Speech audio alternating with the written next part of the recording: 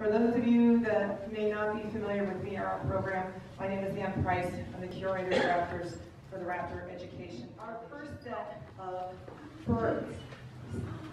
I know, it's the big room with the crazy heads on the wall. This is Jenny. Jenny has been volunteering with us for 20 years. And a bird that we've had for 7 years now. This is our light morph Harlan's male red tail. He's a little bit more nervous, so we're going to walk slowly, and Bev will probably come right up to the sun at 6 ounces. Very, very typical male. This study indicates that really what they need is space to fly, places to perch, and sort of mid-range stuff. They won't hunt in forest or short grass prairie.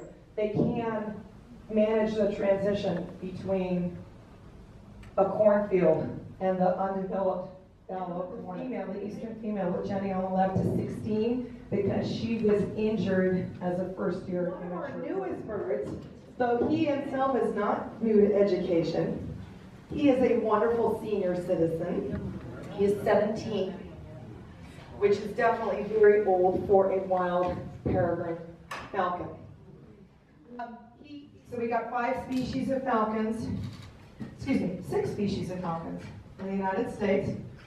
We don't get the aplomato here, but as you heard probably a week or two, we still have BC, especially older kids and people that are considering a career in raptor or biological research. Wild raptors is not just what they're doing, but the landscape and where they are living. You know, we're bringing in a golden retriever puppy.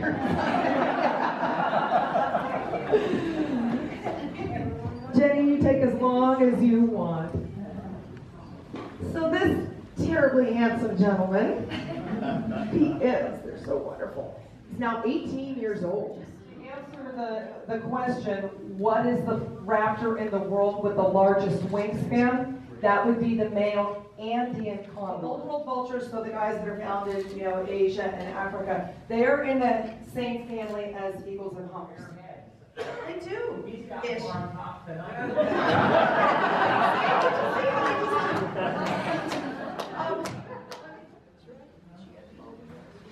So this is now the 4th year, I think. 3rd year. We brought her. Whenever you're ready, Jen, just come on up.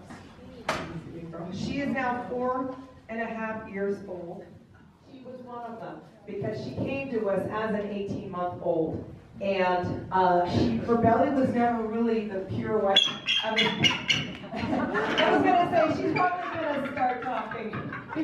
Station, Grand Central Terminal. We see everything and everyone flying over our facility. She might have been on a nest and snatched up by a male. Another thing, of course, that's become increasingly common with bald eagles in very high-density areas of the country, like the Chesapeake and some areas in the Great Lakes, are these unusual mating strategies with 2 males.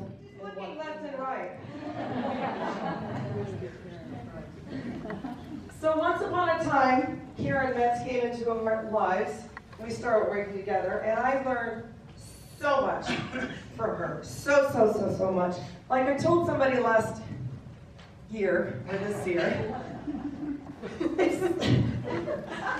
I can tell somebody what the difference is between a Swainson's hawk and a red-tailed hawk, but I'm spoiled. I see them up close.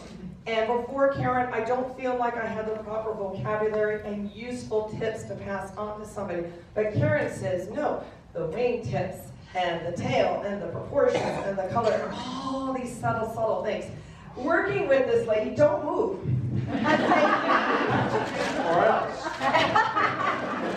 A better educator and raptor watcher and everything else. And thanks to email, I'm going to try and keep this neat, and the other powers and mysteries of the internet. Sorry, Peter, I'm going to destroy this just a little bit. We got in touch with Karen's sister. Can I say that I had a 0 on it? Is that giving it away? You might love working with her. You don't get to see it. No. This lady works so hard. sweetheart. We all know her. I mean, where would we be without somebody like Karen, who shares her knowledge and expertise and mentoring with everybody? Marilyn Stevens, who some of you may know, Marilyn Brewer Stevens, Marilyn's Photography, up in Longmont. Shotzi's. This is Karen's favorite bird. This is our education female kestrel. And this was your sister's doing, and a couple other folks. Happy birthday, and thank you, my dear.